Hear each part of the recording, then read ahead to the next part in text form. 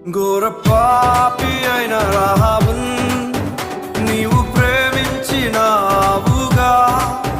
వేశ్యగా జీవించినను వారసత్వమునిచ్చినావుగా.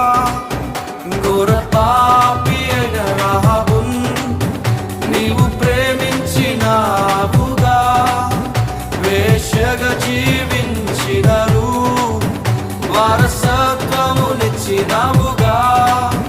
నా పాపమై నా శాపమై మరణించిన నా యేసయ్యా, నా నీతి అయి నిత్య శాంతి అయి నా తోడుండు నా దైవమా.